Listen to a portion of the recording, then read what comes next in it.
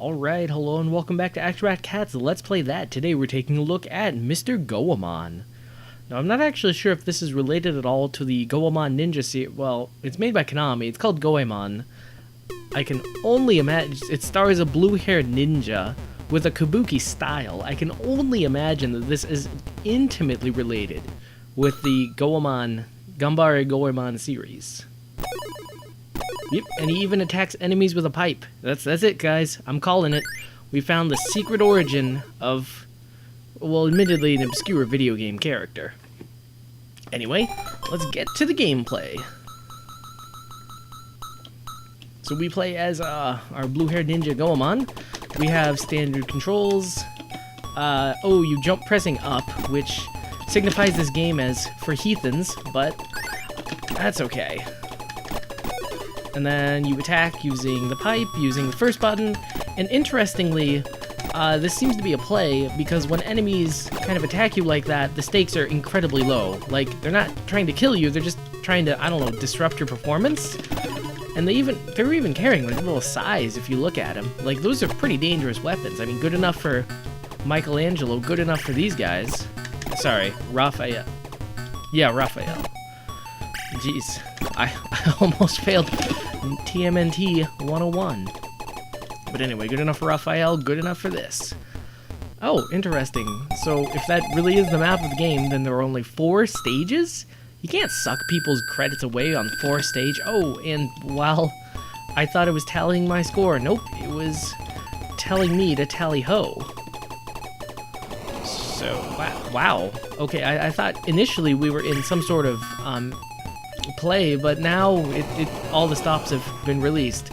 Also, all those stops on the floodgates have been released as well. I found that the dominant strategy is to just not engage enemies at all. Oh cool, there's even smooth scrolling on the moon. I mean, one of those details that, like, it's all too easily ignored. Oh, okay, this boss will not just let us hold right. Actually, have you ever played the game Ninja Spirits? Where, I mean, it's got pretty rockin' music, you're playing as a ninja, although I think in that game you're running left? Oh, okay. I'm not controlling his, let us say, charitable efforts. Oh, okay, so the moon was ticking down time. I thought it was just an effect, but again, I was moving so fast. How could it appear not smooth? And, alright, quick little move. So if you ever played Ninja Spirits, that was another game where, I mean, weirdly enough, it stars a ninja, and you could win by just holding the direction that you were moving. Now, this game, at least, you have to kind of jump. Oh, interesting. So it seems like you've got kind of a Mario thing going on, where if you jump on the enemies, then they eventually disappear. Now, not on the first jump. These are pretty stubborn enemies, but wow, this game, is it me, or is there, like, no sense of danger? Because, I mean, the enemies just kind of like grapple with you, but it's like, you don't have time for that. This is, wow. So this game is probably the advent of speedrunning because, like, doing any other thing is just not really worth it.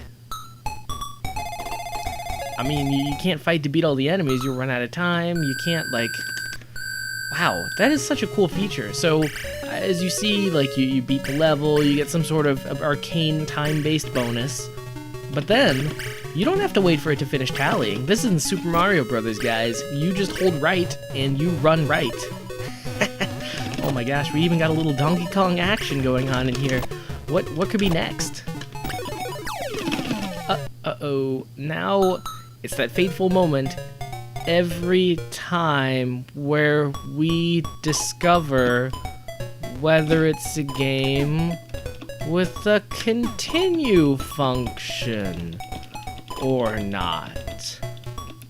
My verdict for this game is no continue function. That was really disappointing because I was enjoying that game. I mean, it wasn't hard, it didn't require skills, but that's what made it enjoyable. I just held right, jumped every now and then, and I could beat the game. But then it's like, hey man, our game may be a little easy, but it's not that easy. No continue function, pal. That's so saddening.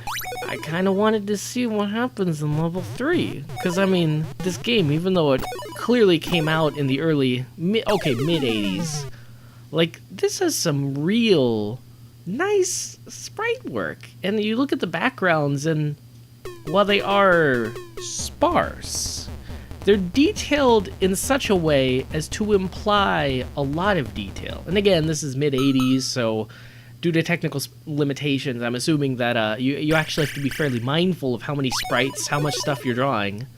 Ooh, this looks like a later level. Stage 02? Yeah, like I believe that. I swear I made it to stage 2, but I didn't get to see any of these ninjas. And also, one thing we should talk about is the art style. Like, they went for real big, chunky, nice sprites. It's sort of the art of fighting style of sprites, where you make your, like, main character sprites, like, super big. Now, of course, art of fighting came out in, like, the 90s, so super big there means, like, your fighting game characters take up basically 3/4 of the screen. That's how tall they are. It's an exaggeration, but only just. And so this game kind of brings that same mentality. And again, like, it's fighting against a bunch of other of these 80s era arcade games where your character is, like, maybe a 1/16 of the screen's height. Like, your character is tiny. But in this game, it's like, I can clearly see my character, I can clearly see the enemy characters. This is a level of resolution that probably would not be reached in home consoles until about, I don't know, the Super Nintendo? But that's like, well, okay, that's probably early 90s. So that's like 6 years. That's quite the graphical leap. Konami's making some pretty smart moves back in the day when they made this game.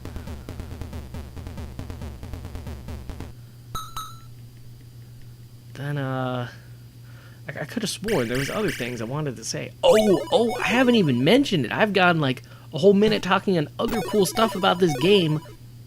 Did you notice that the high score list, it was arranged in alphabetical order? So the first score was ABC, the next guy was DEF, and so on. Oh my gosh, that's kind of silly if you think about it. Like, why does no one else do it? Oh, interesting. So there's a water hazard, lower left-hand corner. So the game does get harder as you go on, which is interesting because as it was, like, we were never in, like, actual immediate danger, because, I mean, the enemies walking into us, like, they just wanted to grapple. They didn't want to kill us, which, I mean, I'm not complaining, but it was kind of weird. Especially when, in every other video game, every other arcade game, every enemy just wants to bite a piece out of you. They need to take a souvenir of you home for their family. But this game, it's like, no, you just kind of walk by, we're all friends, we're all actors in this crazy world. And the only way you can lose is if your performance is not convincing enough. Or if, you drown, but we're ignoring that. Yeah, how come no one else does alphabetical letters for the name entry screen? I mean, a lot of them do, I don't know, developer names or names of famous cities. I don't think anyone actually does names of famous cities. Oh, that'd be funny. You do, like, famous airports and just use their 3-letter call signs. But nobody does alphabetical order. I think this is the only arcade game I've ever seen that has done alphabetical order. So props to you, Goemon. You were making waves even back in the day. You know, I can almost see why this became a beloved, albeit somewhat Nintendo or Japanese only, Nintendo series. Well, Goemon's tired and so am I. So on that note, this cat's got a scat.